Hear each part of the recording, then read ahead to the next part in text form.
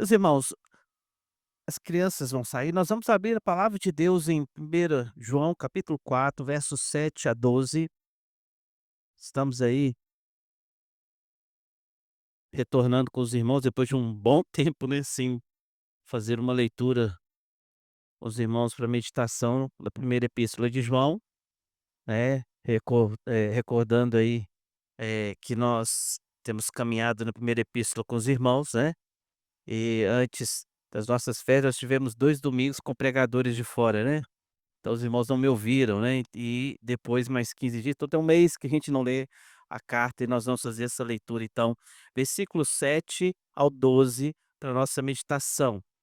Texto muito conhecido por causa, de quem fala, né, fala do Senhor, de como ele é diferenciado aqui na sua descrição, né, somente João descreve desta forma a Deus, né, mas ele traz e revela para a gente um Deus amoroso, e diz assim o texto, irmãos: "Amados, amemo-nos uns aos outros, porque o amor procede de Deus, e todo aquele que ama é nascido de Deus e conhece a Deus.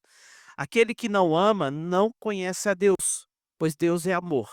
Nisso se manifestou o amor de Deus em nós, em haver Deus enviado o seu Filho unigênito ao mundo para vivermos por meio dele. Nisso consiste o amor, não em que nós tenhamos amado a Deus, mas em que ele nos amou e enviou o seu Filho como propiciação pelos nossos pecados. Amados, se Deus de tal maneira nos amou, devemos nós também amar uns aos outros. Ninguém jamais viu a Deus. Se amarmos uns aos outros, Deus permanece em nós e o seu amor é em nós aperfeiçoado. Vamos falar com Deus mais uma vez? Deus, nós precisamos conhecer mais o Deus de amor. Nós precisamos, ó Deus, que o Senhor nos revele, Pai, o teu amor, Pai. Revele quem tu és. Abençoa-nos, ó Pai, que teu Santo Espírito, Deus, esteja abrindo o nosso entendimento nessa noite, nesse texto, em nome de Jesus. Amém.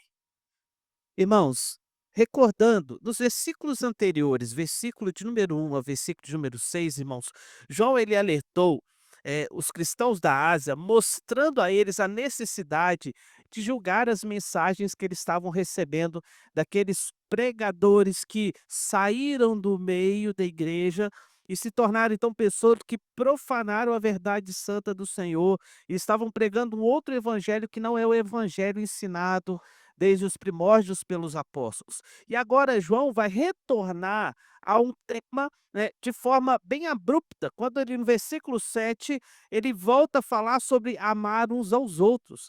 Mas é interessante que o texto vai falar aqui, intitulando que Deus é amor, né. Então quando vamos ler, a princípio, quando batemos o olho no texto, nós pensamos o seguinte: ele vai descrever apenas Deus, mas ele não vai descrever apenas Deus. Ele vai mostrar, na verdade, que nós amamos à semelhança desse Deus e precisamos então viver uma vida de amor diante de Deus. Então, nessa terceira mensagem, porque aqui, deixa eu recordar para você, 3 vezes João vai falar sobre a necessidade de amar uns aos outros. Essa é a terceira vez, tá? Que nós vamos ver isso. Nós vimos isso no capítulo 2, versículo 8 e 9. Nós vimos isso no capítulo 3, versículo 4, 14 e 15, onde ele fala em relação ao amor ao próximo que nós precisamos ter, irmãos, mas aqui ele vai chamar atenção e desvendar para os nossos olhos algo que nós até agora não vimos na carta, que é o quê? Porque senão, entenda isso, senão parece que João está sendo repetitivo, mas na verdade, irmãos, em cada uma dessas mensagens ele está mostrando um Deus diferente, no sentido de que ele amplia a nossa visão sobre quem é esse Deus. E agora aqui nessa terceira palavra, quando ele chama atenção para a gente que nós devemos amar uns aos outros, ele vem também revelar para nós o porquê que nós devemos amar uns aos outros. Mas agora chamando atenção para a natureza de Deus, irmãos, a natureza do Senhor como sendo amor. Então, chama atenção para a gente nesse texto, ele se diferencia porque João apresenta Deus como sendo essencialmente amor, como sendo parte de si. E agora com o objetivo, irmãos, de prosseguir na sua denúncia que ele está fazendo daqueles falsos pregadores, irmãos, que estavam ali, chamando a atenção, daquelas pessoas que, estavam vivendo um evangelho verdadeiro dentro da igreja e foram chamados a se converter a um evangelho que não é o evangelho de Cristo, ele vem chamar a atenção para a gente, que nós então precisamos testar. Na verdade, ele vai chamar a atenção para a gente para mais um teste que nós devemos fazer em relação a esses falsos profetas, esses falsos anunciadores de um evangelho diferente, que não é o evangelho de Cristo. Então, irmãos, aqueles falsos mestres não davam a importância à prática de um amor ao próximo. E por isso, irmãos, João deixa claro a obediência aos mandamentos do amor em todo o tempo. Tá? Lembrando que, irmãos, toda lei, o próprio Jesus ensinou que se divide em dois mandamentos. Ele chama de os grandes mandamentos: amar ao Deus e amar ao próximo como a ti mesmo. Então, a realidade é que nós precisamos entender que nós somos de Deus e o amor faz parte, então, de uma vida com o Senhor. Irmãos, um teólogo chamado Lau, ele vai dizer que aqui a epístola vai subir ao ponto culminante da revelação do amor de Deus. Porque João vai revelar um amor, e a gente sabe muito bem que ele é conhecido, né, no seu evangelho como sendo o apóstolo do amor. Aqui ele vai chegar ao ápice da sua revelação quando ele diz: "Olha, você precisa amar o próximo, porque Deus é amor". Deus é amor. E por isso é importante que você ame também, porque Deus é amor. Então, João vai ensinar, irmãos, que o ato de amar, ele deve ser contínuo na vida do cristão. Ele não pode ser periódico, né, em momentos apenas, mas ele precisa ser uma expressão daquilo que ocorre na nossa vida. E aqui, diferente das outras 2 vezes que ele fala sobre o amor ao próximo, aqui ele afirma 3 vezes. No versículo 7, no versículo 11 e no versículo 12, ele fala em relação a amar ao próximo, amar uns aos outros. Então, no versículo 7, ele vai fazer uma exortação. Ele diz: "Amados, amemos uns aos outros, porque o amor procede de Deus e todo aquele que ama é nascido de Deus". Ele está fazendo aqui uma exortação: olha, ame, irmão, ame o próximo. No versículo de número 11, irmãos, ele está chamando a atenção para a gente que é um dever. Quando ele fala: "Amados, se Deus de tal maneira nos amou", olha o que ele está dizendo: se Deus te amou, você precisa amar. Ele está então chamando a atenção que, se nós somos salvos por esse amor, nós precisamos também amar o próximo. É um dever. Mas depois, irmãos, no versículo 12, ele chama atenção para a gente para uma hipótese. No sentido de que o versículo 12 ele diz: "Ninguém jamais viu a Deus. E se amarmos uns aos outros, Deus permanece em nós". Ele chama atenção para uma hipótese. Se você quer ver a Deus, lembra? Qual que foi o pedido de Moisés para Deus? Moisés, pede, o que que você quer? Eu quero ver o Senhor. Ninguém pode ver a Deus, Moisés. Ninguém pode ver. Mas faz o seguinte, Moisés, eu vou passar, você cobre os olhos, você vai ver o resquício da minha glória. Irmãos, o interessante é que nós podemos ver Deus. O que o versículo 12 está chamando a atenção. Você quer ver Deus? Tem uma hipótese. Ame. E que se nós vivemos um compartilhamento desse amor uns com os outros, você vai ver Deus manifestado às pessoas, através da vida, através de um viver santo. Isso, irmãos, é maravilhoso. Isso chama atenção que não é só você que vê, mas as pessoas de fora também vão ver Deus manifestado na tua vida, no meio da igreja. Irmãos, o que João vai se esforçar em deixar claro aqui é a base dessa obrigação de amar o próximo, é a base, irmãos, dessa hipótese, é a base também, irmãos, do que nós dizemos dessa exortação que ele faz, de um dever que precisa ser cumprido. Então, nos versículos 7 e 12, irmãos, 7 a 12 aqui, nós vamos ver aqui e chamar atenção para os motivos pelo qual o cristão deve amar o seu próximo. E aí nós podemos fazer a pergunta: por que eu devo amar o próximo? E eu te dou 3 respostas aqui nessa noite. Por que nós devemos amar o próximo olhando para o texto? E a primeira, irmãos, eu queria chamar a atenção de por que você precisa amar o próximo. Você precisa amar o próximo, porque o amor procede de Deus. O versículo 7, queria que você estivesse repetindo comigo, né. Vamos repetir o versículo 7. primeira parte apenas, vamos ver? Amados, amemo-nos uns aos outros, porque o amor procede de Deus. Em primeiro momento, irmãos, a resposta que eu te dou é: ame uns aos outros, porque o amor tem uma procedência de Deus. Então, João deixa claro que a origem do amor, irmãos, que nós temos que compartilhar, ela não é um amor subjugado, não é um amor criado, não é um amor, irmãos, que nós vamos encontrar de esforço nesse mundo, ou um amor retributivo que nós vamos encontrar nesse mundo, mas o amor que nós temos aqui é um amor abnegado, que procede de Deus, e como procede de Deus, ele é diferente de qualquer coisa que nós possamos ver o homem criando. Seja esse sentimento, né, que é nobre, sim, de certa forma em outras pessoas, mas o que Deus está chamando a atenção, irmãos, que o amor que procede dele é um amor diferente. É diferente, irmãos, e nós precisamos cultivar esse amor, porque quando olhamos Mateus capítulo 24, versículo 12 e 13, nós vamos observar, irmãos, que o próprio Jesus vai dizer que com o passar do tempo, chegando aos finais dos tempos, o amor se esfriaria. Mas o versículo 13 ele vai chamar a atenção para a gente, irmãos, que uma prova de que nós somos salvos é: se você perseverar até o fim, você vai ser salvo. Perseverar em quê? Perseverar em amar. Perseverar em amar. Então, o amor é, irmãos, aquilo que confirma a minha salvação. Então, se procede de Deus, se eu sou um salvo, eu preciso amar. E quando ele fala, então, irmãos, sobre a procedência do amor, no versículo 7 ele ainda diz que nós somos nascidos de Deus. Olha, continuando a leitura do texto, projeta o texto aí pra gente, que você vai conseguir compreender melhor. Versículo 7 ele vai dizer pra gente: "E todo aquele que ama é nascido de Deus". Irmãos, uma coisa que você pode observar e eu não sei se você observou nas mensagens da primeira epístola de João, parece que João está lá no evangelho dele. Parece que João está falando dos assuntos do evangelho dele, né. Então quando ele fala aqui sobre esse nascimento, nós nos recordamos de quem? Quem que Jesus chegou e falou o seguinte: "Olha, importa que você nasça de novo. Se você não nascer de novo, você não vai ver Deus".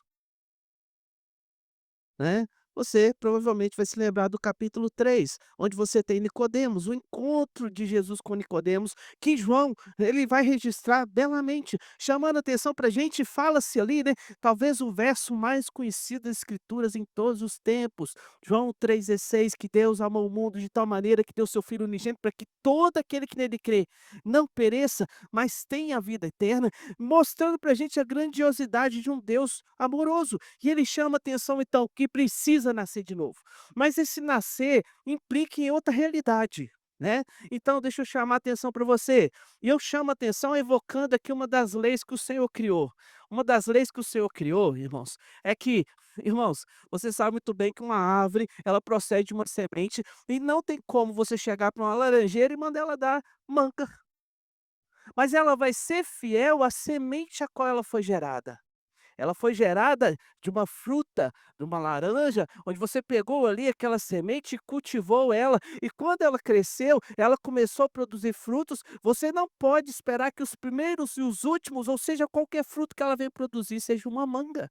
Mas você vai esperar que ela produza laranjas. Então o texto chama atenção também que nós somos nascidos de quem? De quem? E Deus é o quê em essência? Amor. Se Deus é essência, amor, você tem que ser o quê? Amor. Percebe como João está chamando a atenção para a gente pra uma coisa poderosa, irmãos.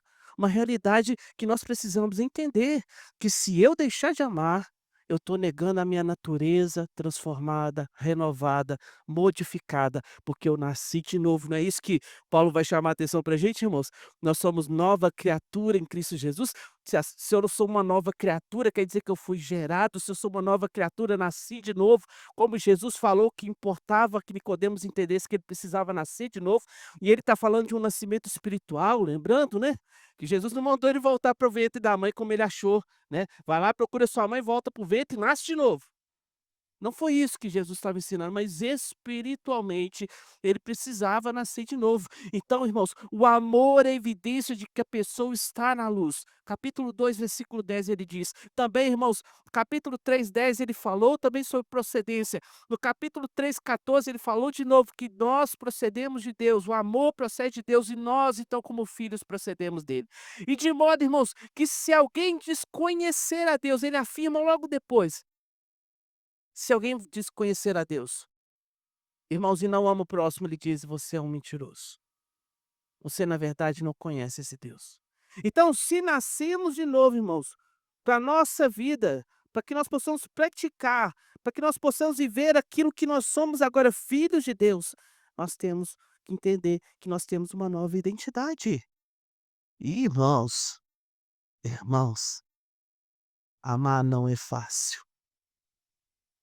Amar não é fácil. Mas sabe qual que é o problema do mundo hoje? O mundo deturpou o que que é o amor, deturpou o que é o amor. Nós entendemos e achamos que amor agora é sentimento. Nós entendemos e achamos que se eu não tenho um sentimento positivo, agradável, bom, em relação a uma pessoa, quer dizer que eu não a amo mais. Só que na verdade não é assim. Por quê, irmãos? Porque tenha certeza que quando os seus pecados são cometidos, igual ele vai dizer no versículo 11 que nós somos pecadores falhos, quando os seus pecados são cometidos, irmãos, a Bíblia deixa bem claro que há tristeza no seu coração, mas também há tristeza no coração de Deus. E isso é bem evidente quando a gente vê Jesus chorando por causa da morte. E a morte é o quê, irmãos? Construção do pecado, produto daquilo que Jesus disse que aconteceria se um homem pecasse.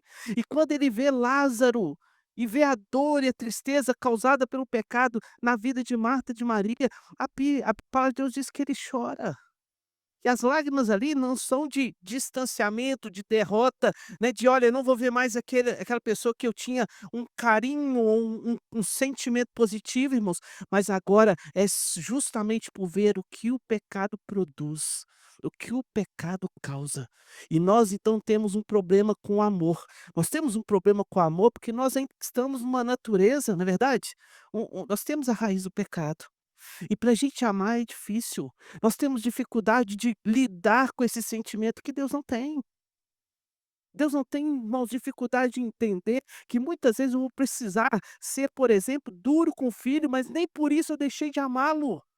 Que muitas vezes, irmãos, eu vou provocar nele por causa de uma atitude pecaminosa na vida dele. Uma tristeza gerada do seu coração, mas simplesmente porque eu amo, eu faço mesmo assim. E Deus é assim com você e comigo. Muitas vezes, irmãos, Deus nos corrige, Deus nos disciplina, Deus nos exorta, e Deus vê a minha tristeza, e Deus vê a minha dor, mas essa dor, essa tristeza não é gerada porque Deus usou, às vezes, palavras duras comigo, ou usou também, ou talvez um corretivo muito forte, mas as dores são causadas pelo teu pecado, porque se não houvesse o teu pecado, não precisava ter correção. Essa é a realidade nossa. Mas nós somos chamados para amar essas pessoas também. Nós gostamos muito de ser amados, né, irmãos? Mas quando nós temos que amar o próximo, nós temos essa dificuldade. Então, sendo Deus amor, aquele que conhece de fato a Deus ama o próximo. É o que o texto chama atenção pra gente. Então, a primeira resposta que eu te dou para essa pergunta: "Por que nós devemos amar?" Porque procede de Deus. Então você vê que está tudo embasado aqui num Deus de amor. Mas também, irmãos, eu fico com os irmãos aqui, no segundo momento, chamando a atenção para você, que uma segunda resposta é que o texto vai nos chamar a observar no versículo 9, é que por que que eu preciso amar o próximo? É porque, irmãos, o seu amor ficou evidente por mim na cruz. O versículo 9 vai dizer o seguinte, vamos ler comigo, versículo 9. Vamos ler. Nisto se manifestou o amor de Deus, em haver Deus enviado o seu Filho unigênito ao mundo para viver por meio dele. Aí, parece que a gente está lendo João 3,16. Seu Filho unigênito, né? João está fazendo um paralelo com aquela passagem, com aquele texto, e chamando a atenção para a gente para entender então, que nisso se manifesta o amor de Deus em nós, tá? Em haver enviado o seu único filho para morrer em nosso favor. Então, irmãos, o verbo manifestar significa que Deus revelou plenamente ao que estava, de certa forma, oculto ou então meio turvo aos nossos olhos, tá? Por quê? Porque desde lá de Gênesis nós vamos observar que Deus é amor. Deus é amor. Mesmo como já citei aqui com os irmãos, Gênesis capítulo 3, mesmo lá, Deus mostrou-se um Deus amoroso. Embora ele não diga para a gente lá nas letras em si, mas está ali toda a ação de Deus. Não está dizendo ali, olha, e Deus então amou Adão e Eva e proporcionou para ele ali uma promessa. Capítulo 3, versículo 15. Ou então, que Deus, por amar Adão e Eva, proporcionou para ele vestimentas. É uma prova de amor também, né. Ou então, por amar Adão e Eva, Deus chegou e tirou Adão e Eva do jardim. É uma prova de amor, que a princípio, irmãos, parecia dura, né. Olha, saímos do paraíso. Saíram do paraíso para não viver eternamente na maldade, para não viver eternamente caído. Esse é o sentido do amor. Tá vendo como é que o amor muitas vezes não são coisas agradáveis que eu faço que demonstram amor? Agradáveis aos olhos daquele que recebe. E que muitas vezes perder e tirar é amor? Perder e tirar muitas vezes é amor. Vai dizendo só sim para o seu filho para você ver. Vai dizendo só sim. Hoje, por exemplo, irmão, se nós tivéssemos dado tudo hoje lá em casa, tudo que a Alice pediu, todos os sims, eu acho que ela tinha chupado uns 4 pacotes de bala, uns 3 tabletes de chiclete, comido uns 4 quilos de chocolate.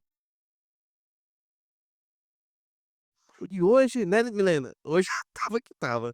Hoje já estava que estava. Ne nessa essa coisa de pedir, de querer, de querer, de querer. E aí, que a Milena fez, irmãos? Como toda criança não contrariada fez, que ela fez? Chorou. Alice, Milena não, perdão. Eu troco, irmãos, troco os nomes. Alice chorou, e Alice chorou, e Alice chorou. E não adianta falar: "Calma com a Alice". Que ela tá ali expressando a revolta dela, a gente também tem que entender, né. Mas é a realidade. Não faça bem. Não faça coisas positivas só porque só falar sim, irmãos, só falar sim não é amor. Tá vendo como é que a gente precisa entender que o amor às vezes é tirar, o amor às vezes é proibir, o amor às vezes é perder, o amor às vezes é chamar até as lágrimas o pecador, aquele que recebe a instrução. É assim, porque é por amor. Então, irmãos, Cristo aqui chama atenção que em Cristo Deus nos amou plenamente e se manifestou plenamente em amor por nós. Então Jesus é o único capaz de reproduzir a natureza e o caráter de Deus plenamente em sua perfeição. Irmãos, somente por meio de Cristo é possível que um homem viva uma vida de fato, onde nós podemos amar realmente o próximo. Entenda, Deus expressou a realidade, irmãos. Se alguém pode expressar o amor perfeito de Deus, foi Jesus aqui na terra. Mas eu chamo a atenção para você que, embora nós não consigamos atingir essa perfeição, Paulo chama atenção para a gente lá no capítulo 11 da primeira epístola sua, no versículo 1, quando ele fala: "Sede meus imitadores, como que? Eu sou de Cristo". Eu pergunto para os irmãos: "Irmãos, preste atenção, Paulo vai conseguir amar Jesus da mesma medida que Jesus foi amor? Ele vai conseguir imitar o amor perfeitamente? Ele vai conseguir essa plenitude? Não. E você? Você vai conseguir olhar para Paulo e ser um imitador perfeito, a plenitude daquilo que Jesus foi, olhando para ele? Não. Mas aqui está a realidade. Nós conseguimos amar, não plenamente, mas devemos. Nós conseguimos imitar, não plenamente, mas devemos. E nós precisamos entender, irmãos, que nós estamos então nessa circunstância de que o amor que nós precisamos demonstrar hoje precisa ser grandioso. E as pessoas vão começar então a ver na minha vida e na sua vida, mesmo que não na plenitude, não na perfeição que Jesus foi e é e vai ser pela eternidade esse Deus, esse Deus.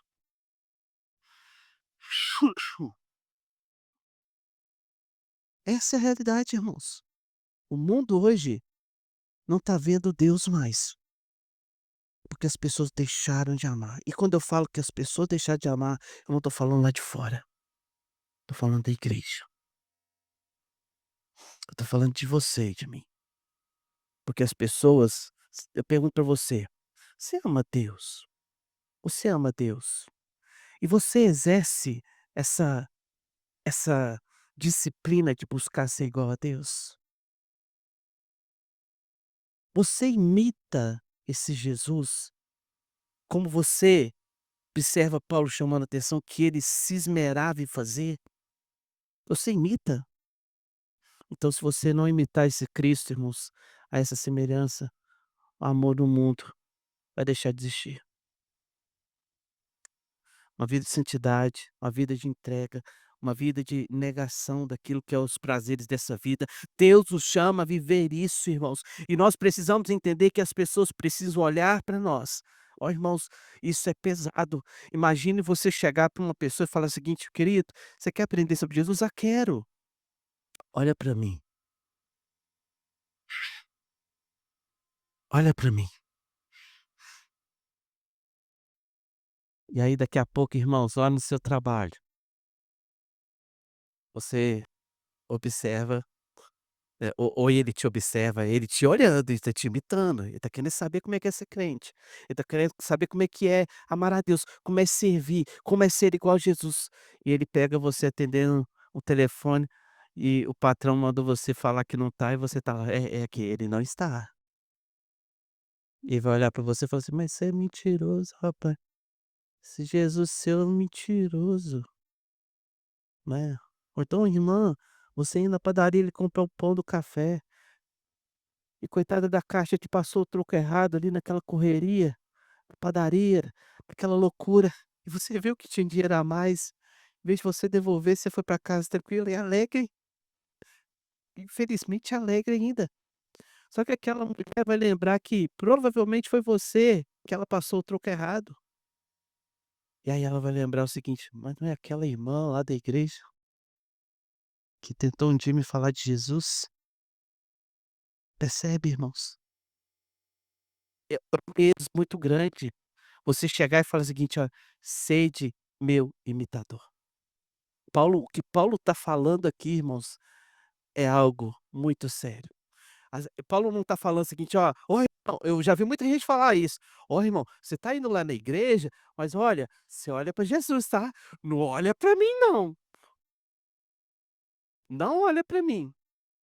Paulo está ensinando isso aqui, irmãos. Paulo está falando: "Olha para mim". Olha para mim, porque eu estou olhando para ele e estou imitando ele, e vou te ajudar para você também poder olhar para ele. Mas por enquanto olha para mim, olha como eu me comporto, olha como eu falo, olha como eu abandono as coisas que não prestam, olha a minha atitude, olhe para mim. Então, irmãos, da mesma forma que Deus comprovou o seu amor por nós, por meio de Cristo Jesus, irmãos, nós também precisamos comprovar o nosso amor com Deus, imitando, imitando. Irmãos, aí hoje eu vou falar da Liz até. Irmãos, acho muito engraçado a Liz tá 3 anos, né. Aí a Liz tá imitando a Milena e a mãe. Aí coitada, você já viu que o cabelo dela não tá muito grande ainda, né. Aí irmãos, eu vou dar banho nela, daqui a pouco tá a assim, passa creme, fica assim, shampoo. Velho, o que você tá fazendo? Nada? E fica. Aí daqui a pouco passa e tá pra trás assim, aqueles fiapinho dela, né.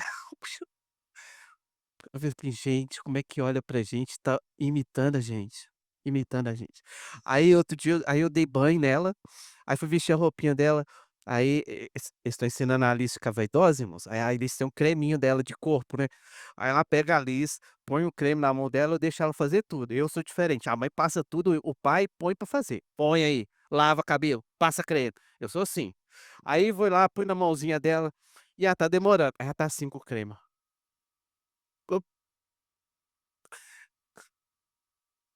Ela aprendeu sozinha, irmãos? Olhando a Milena. Ela vê a Milena todo dia na hora de dormir, tá lá assim. Aí a Liz agora tem um creminho dela, ela pega o creminho e tá lá na testa. Falei: "O que você tá fazendo, Liz?" "Nada", tudo ela é nada. "Nada, nada, tá te imitando, nada, tá te olhando", percebe? Irmãos, isso começa dentro de casa. Tá vendo como é que é importante você ser um imitador de Cristo? Que as pessoas estão te imitando. As pessoas estão. Espiritualmente falando, você é uma referência, ou deveria ser uma referência. Você precisaria também ser isso, não só para sua família, mas também para os seus amigos, para também as pessoas que estão próximo de você. Então, irmãos, logo após o versículo 10 e 11, ele declara o seguinte: olha, nisso consiste o amor. Ele diz para a gente, não em que nós tenhamos amado a Deus, mas em que ele nos amou e enviou o seu Filho com propiciação pelos nossos pecados. Amados, se Deus de tal maneira nos amou, devemos nós também amar uns aos outros. Então, João ensina agora que Deus provou o seu amor por nós, enviando Jesus para satisfazer algo que eu não conseguia satisfazer, que é justamente a dívida que eu precisava pagar, que é paga com sangue. E Cristo então derrama todo o seu sangue lá na cruz em favor da minha dívida. E ele não nos amou, irmãos, porque merecíamos, mas porque nós necessitávamos. Entenda? Então o seu amor também não pode ser um amor, irmãos, onde a pessoa mereça você, mereça a sua atenção, mereça o seu tempo, mereça o seu favor, mereça as benesses que você pode dar a ele. Mas precisa ser um amor, irmãos, onde até mesmo quando a pessoa não merece, a pessoa recebe esse amor. Entenda, amor não é sentimento. Amor não é sentimento, amor é atitude, amor é ação. Amor não tem a ver com meu coração enganoso, que Jeremias vai falar: enganoso é o coração desesperadamente corrupto. Ele te engana. Então, querido, toda vez, por exemplo, que você sente assim: não tô sentindo bem para ir na igreja não, eu tô cansada. Ah, eu vou lá ouvir com a mensagem, que pastor chato, o louvor. Querido, você vai, sabe o que você faz? Você levanta, dá um pulo, joga uma água na cara, porque é aí que você tá precisando ir. Você tá precisando. Quando você tá assim, querido, tintindo, né, tá tintindo que não deve ir lá, é quanto mais precisa. Olha, você tá à beira da doença, você tá à beira da ruína, tá, sendo guiado por sentimentos, irmãos, né. Cadê lá? Romanos 12, versículo 1 vai falar que nosso culto é o quê? Racional, é razão, não é sentimental. Se você sair daqui hoje, irmãos, pulando de alegria, glória a Deus, mas se não sair daqui pulando de alegria, glória a Deus. É isso, precisa ser assim, é racional. Não é sentimental. Então, eu também, no meu amor com o próximo, ele não pode ser sentimental, ele é racional. Ele é racional e precisa ser. Em Romanos 3, versículo 8, Paulo fala: "A ninguém fiqueis devendo coisa alguma, exceto o amor com que vós ameis uns aos outros, pois quem ama o próximo tem cumprido a lei." Então, ele lembra pra gente que é lei, e eu preciso então me esforçar. Isso quer dizer, então, irmãos, que ninguém pode dizer que já amou tudo que precisava para com uma pessoa. Então, por exemplo, vocês acham que é fácil amar a Vanessa, mas é preciso amar a Vanessa. Precisa, não tem, irmãos, essa de, você chegar em casa, arrumar aqui, ó, arrumar um vasinho desse aqui, hoje eu amei a Vanessa, ou pôr uma colher aqui de água.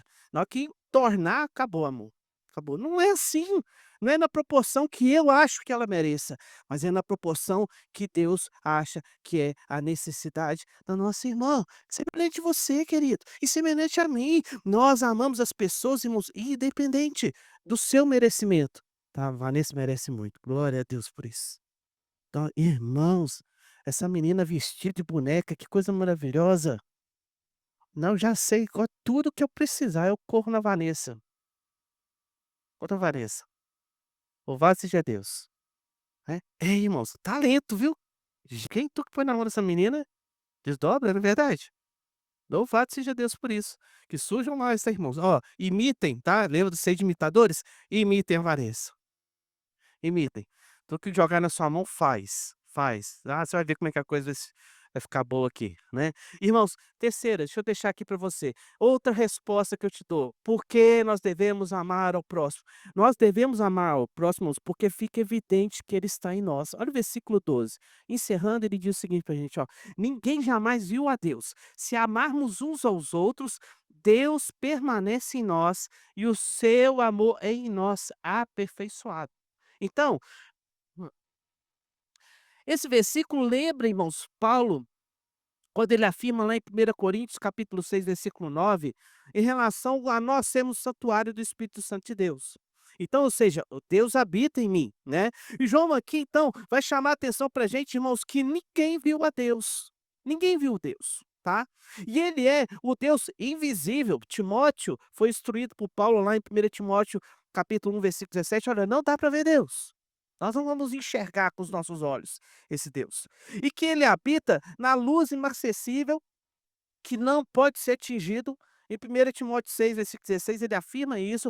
Porém, irmãos, a evidência de que Deus, esse Deus invisível, está em nós, está aqui realizando todas as coisas, irmãos, vendo, nós podemos ver isso, é justamente nós amarmos o próximo. Irmãos, para você entender, é bem fácil entender o que que Paulo está falando aqui, o que João está chamando a atenção para a gente aqui, que se nós amarmos o próximo, Deus permanece em nós. Nós vamos conseguir presenciar, enxergar Deus, enxergar Deus.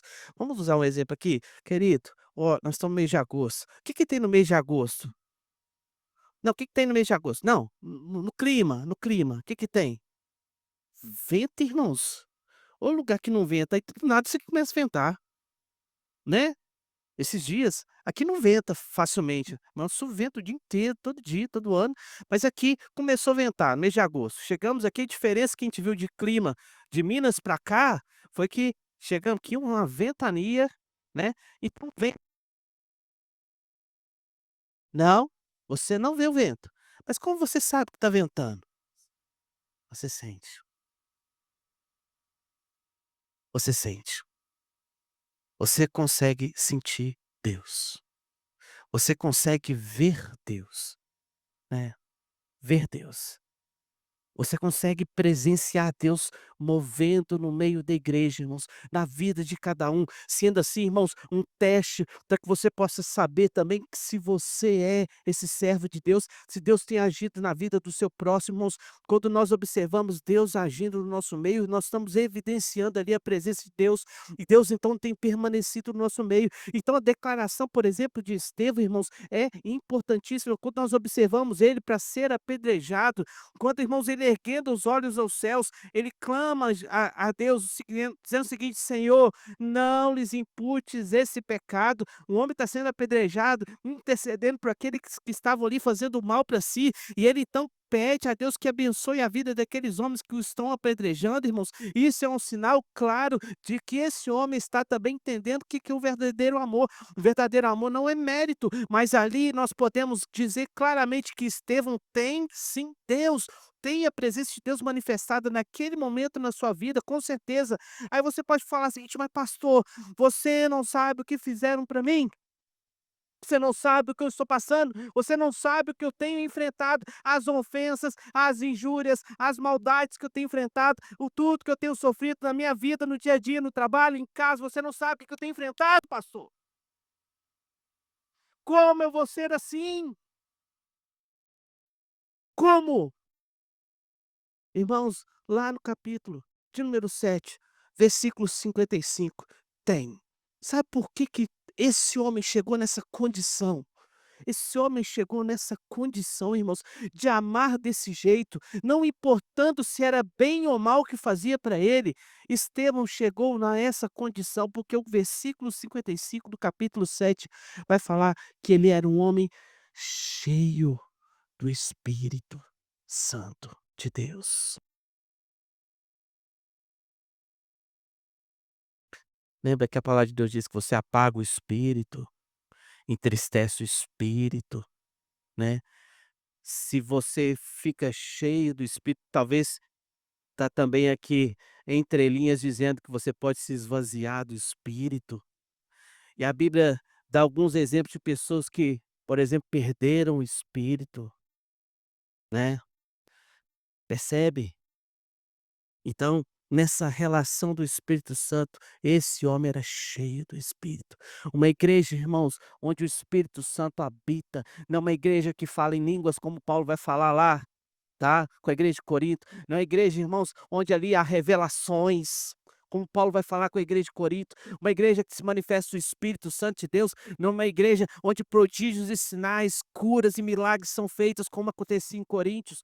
Mas Paulo vai falar no capítulo 13 lá, irmãos, vai dizer: olha, nada disso importa, se não tiver amor, essa igreja não tem o Espírito Santo de Deus da forma como deveria ter, porque vocês não amam. É isso que ele está ensinando para a gente lá.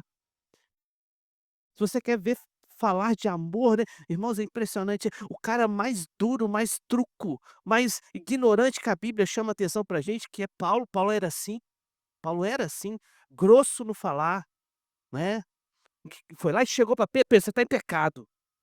É assim que Paulo é. Paulo é desse jeito. O cara gastou uma carta inteira falando de amor, você só não percebeu. Ele foi falando, falando, falando, falando, falando, no ápice é capítulo 13. Então, ame. Não adianta você fazer isso, não adianta você fazer aquilo, ter esses dons que vocês dizem que tem. Na verdade, o Espírito Santo não está agindo no vosso meio, porque vocês, na verdade, não amam o próximo. Vocês estão buscando dons e dons e dons e dons para lá. Eu queria dizer para vocês que o verdadeiro dom, o dom supremo é o amor. Destruiu tudo, toda aquela crença errada daquela igreja. E Deus também te chama, irmãos, a deixar hoje a sua crença errada. De que você não precisa amar o próximo, de que você não precisa fazer nada para o próximo, a não ser que ele mereça, que você só precisa cumprir o talião que está lá no Antigo Testamento, é olho por olho, dente por dente, se fez mal para mim, eu faço mal também, agora se fez bem, eu faço bem. Ah, se Deus nos tratasse assim, querido. Louvado seja Ele, que não olha as imbecilidades do nosso coração, irmãos, as tolices da nossa mente corrupta, que às vezes tem coragem de olhar para uma pessoa e ver que às vezes a ofensa dele é tão pequena diante da nossa ofensa para ele, a nossa ofensa. Louvado seja Deus que não olhe para isso, irmãos. Eu queria chamar a atenção para você, que hoje você vai participar da mesa do Senhor. E essa mesa, como a gente entende, irmãos, é uma mesa para os selados. E o que eu digo selados? Aqueles que foram marcados, aqueles que receberam de Deus uma convicção de que, olha, eu sou filho de Deus. Eu sou dessa essência de amor. Eu nasci de novo. Eu nasci de novo. Eu fui chamado para viver nesse amor, nesse relacionamento com o Senhor, para mostrar, para amar ao próximo independente daquilo que ele faça. Querido, eu queria que você estivesse curvando a sua cabeça, porque talvez você não está experimentando na sua vida aquilo que Estevão estava experimentando lá, cheio do Espírito. Isso tem atrapalhado você de amar ao próximo. Você talvez esteja carregando no teu coração fardos e fardos. Lembrando você que, querida, a maior parte da lei, ela vem corrigir o defeito do nosso pecado de amar o próximo. Então, nossos pecados também, a sua maioria, são cometidos contra o próximo. Mas eu clamo a você nesse momento que esteja falando com Deus. Ó Deus, ouve, Pai, a oração do teu povo, Pai. Ó Deus, o teu Santo Espírito, Pai, possa curar, possa lavar, possa nos encher, Deus, possa fazer com que transborde em nós, ó Pai, a ponto de nós, Deus, exercermos, Pai, em nossa vida em relação ao próximo, o amor, ó Pai, em semelhança, Pai, na medida, Deus, que nós alcançarmos daquilo que Cristo tem por nós, Pai. Ó Deus, tem misericórdia de nós, porque muitas vezes, ó Pai, o mundo, Deus, o qual nós habitamos, não tem sido influenciado pelo amor que nós deveríamos demonstrar. Mas nós muitas vezes temos deixado, Deus, com que Ele influencie a nossa fé, a nossa vida. Enche-nos do teu Espírito, Pai. Ó Deus, é por isso, Pai, que às vezes estamos andando na doença, Pai, na dor, na amargura, no pecado. Precisamos às vezes ser curados, ó Deus, sarados, Pai, libertos. Enche-nos do teu Santo Espírito, Pai. Limpa o nosso coração, Pai. O Senhor, Deus, conhece cada coração aqui, Deus, o nosso coração. O Senhor sabe, ó Pai, aquilo que precisa ser, Pai, perdoado, aquilo que precisa ser largado, a mágoa que precisa ser, Deus, retirada do nosso coração. E muitas vezes, Deus, por nosso próprio esforço, nós não conseguimos, ó Pai, mas nós clamamos em nome de Jesus, Pai. Cura o nosso coração, Pai. Para que quando agora, Pai, assentarmos à mesa, ó Deus, não haja barreiras para o amor. Não haja, Deus, impedimentos, ó Deus, para o agir do Senhor no meio da tua igreja. Não haja, Deus, dificuldade se nós entendemos, ó Deus, as tuas verdades, nós entendemos, ó Pai, que o amor é importante para com o próximo, Pai.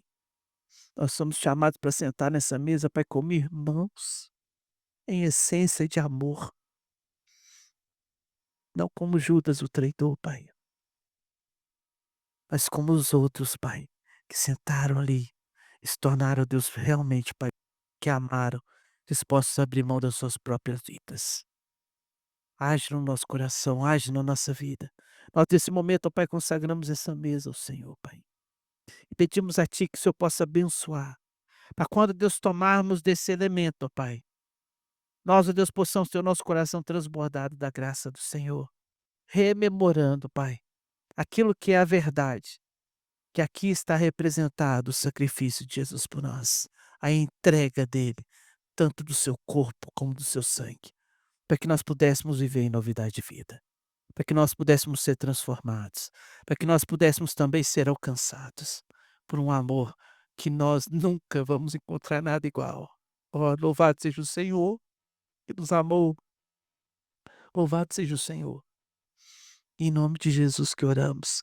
Amém. Amém, querido.